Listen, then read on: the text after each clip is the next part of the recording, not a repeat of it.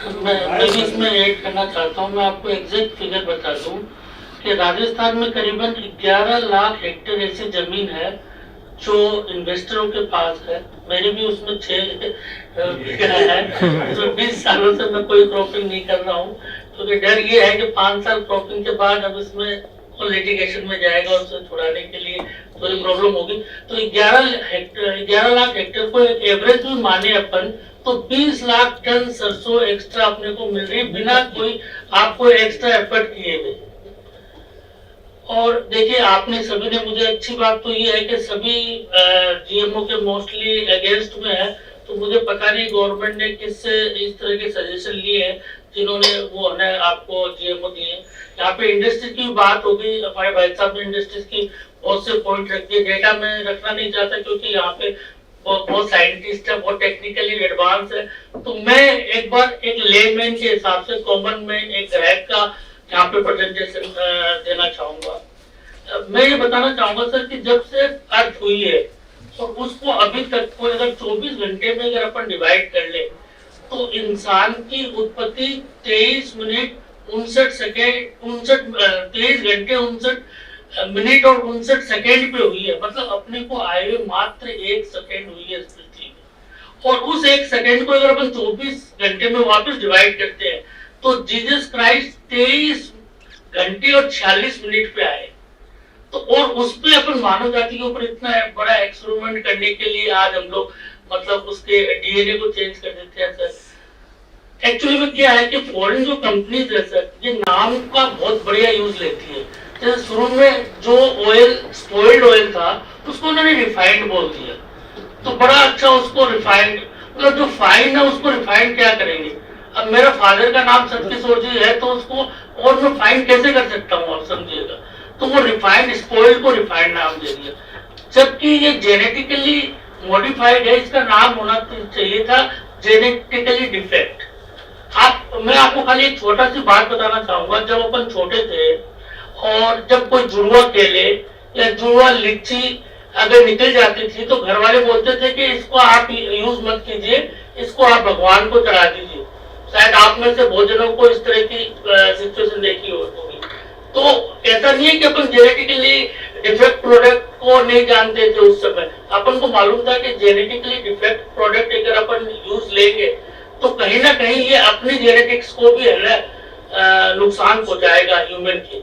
और आज देखिए वो चैलेंज अपने को फेस करना पड़ रहा है, क्योंकि इनडायरेक्ट वे में अपन बहुत सी जीएमओ प्रोडक्ट खा रहे हैं। तो एक 30 साल का बंदा जो हेल्दी है वो रात को आके सोता है, सुबह है ना उसका उठना पॉसिबल नहीं है, वो ओवर पहुंच जाता है। तो ऐसा हो नहीं सकता सर बिना किसी में। आपका इंजन जो है वो इतना फैंटास्टिक बना हुआ है कि वो 30 साल में सीज नहीं हो सकता। साइंस ये बोलती है कि सर पिछले 1.3 लाख साल से ह्यूमन में कोई ड्रास्टिक चेंज नहीं हुआ है। वहां पे जो ऊपर वाले के पास अभी भी वही फैक्ट्री और वही डाइस मौजूद है जिससे वो पहले हजारों साल पहले इंसान बनाते थे। आज हम अपने आप को कितना भी एडवांस बोलते सर, अपन आंखों से देख रहे हैं, नाक से सुन रहे, कान से सुन रहे, मुंह से खा रहे, तो वैसे भी डेवलपमेंट हुआ कहाँ आपका। आप तो आज भी वैसे ही कर रहे हो जैसे राजा रामचंद्र जी करते थे या कृष्ण जी करते थे या जीसस क्राइस्ट करते थे।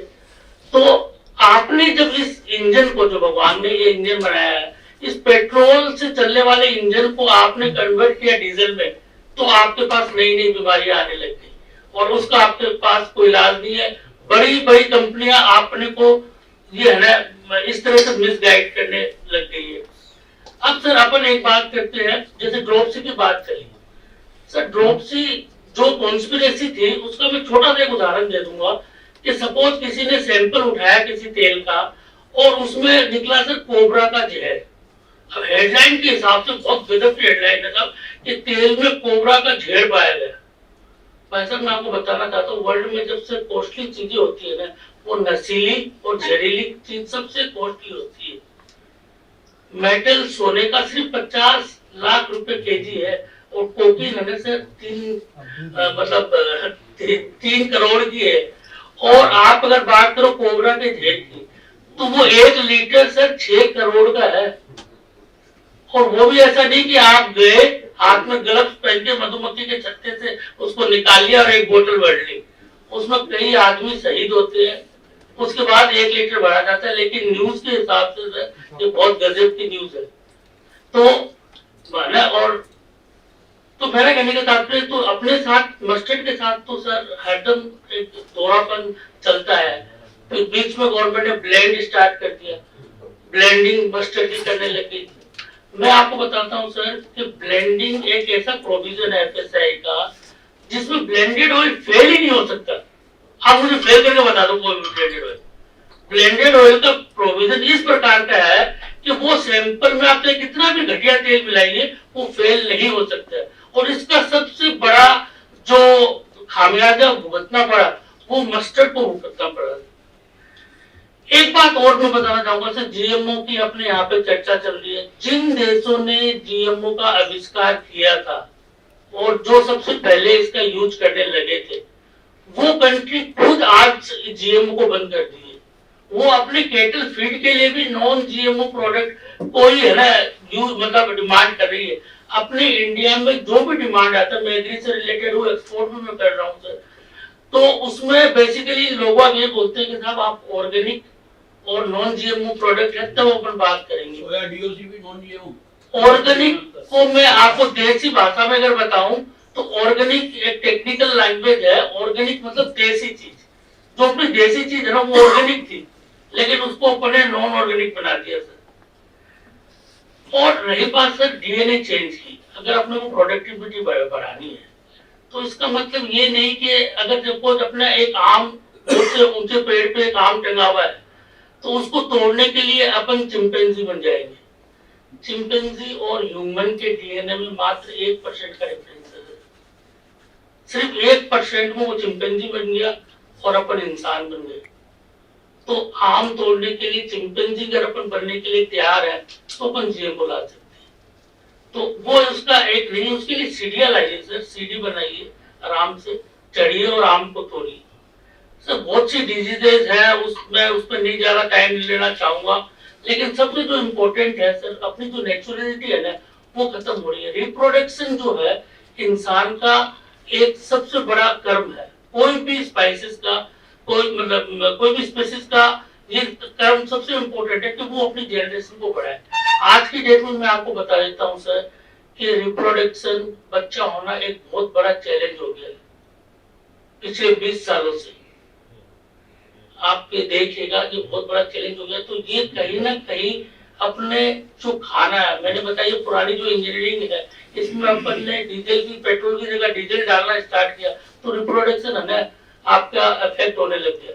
और आप ये इसमें सर मेरा कहने का तात्पर्य कि जैसे और जो साइंस बोलती है कि बड़ी कंपनी वाले क्या करते हैं सर, अपने साथ जो प्रॉब्लम रही है अपन अपने ट्रेडिशनल चीजों पर कभी रिसर्च ही नहीं की। जबकि मस्टर्ड का एक्चुअल फुल फॉर्म मेरे हिसाब से मस्ट आफ्टर R&D, ये मस्ट है किसी के लिए भी, लेकिन उसके ऊपर R&D होनी चाहिए रिसर्च। लेकिन रिसर्च डेवलपमेंट के नाम पे अपने ब्लेंडिंग स्टार्ट किए, सबसे बड़ा रिसर्च अपने किया। दूसरा सर मैंने नाम के लिए जैसे बताया, फॉरेन वालों ने नाम बहुत कमाल के दिए, अपनी राई को, अपनी पीली सरसों को, अपने रायडा को, सबको एक मस्टर्ड में डाल दिया।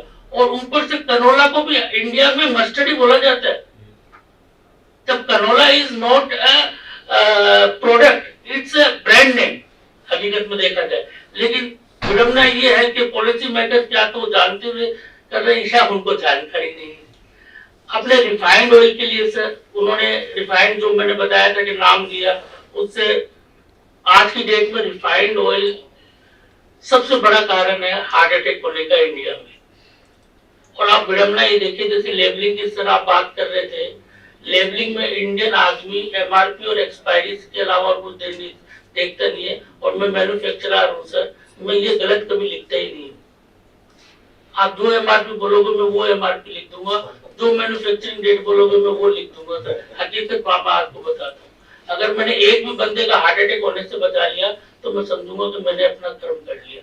तो सर आप जो बता रहे हो ये लेबलिंग की बात, तो लेबलिंग सर रिफाइंड ऑयल में गवर्नमेंट ने 5 ppm हेक्सेन अलाउड कर रखी है। इंग्रेडिएंट में कहीं पे भी लिखा हुआ नहीं है भाई। मतलब आप 5 ppm हेक्सिन रोज अपने शरीर में डाल रहे हो पेट्रोल जहर को, लेकिन आपने लेबलिंग में वो अलाउ नहीं किया है। तो ये सारी बातों को भी अपने को ध्यान है कि लेबलिंग अपने यहाँ पे है ना, मेरे आइडिया से बहुत सक्सेसफुल नहीं होगी। बात आगे रही अपनी एक्सपोर्ट की डिमांड की सर, तो एक्सपोर्ट है ना अपना एकदम जीरो हो जाएगा। आज हम लोग सिर्फ नहीं बोलते हैं कि India doesn't allow, in India it is illegal to produce GMO, पर इतना ही लिखना काफी होता है। वो हमारे से कोई सर्टिफिकेट नहीं मांगता उसके बाद, वो बोलता है ठीक है फाइन। जब वो भी सर्च करता है तो उसे मिल जाता है आजकल इंटरनेट में। तो ये वाले के ऊपर पूरा खतरा हो जाएगा। इस मस्टर्ड के नाम पे पूरी और भी कमोडिटीज है उसके ऊपर भी क्वेश्चन मार्क बहुत बड़ा लगेगा।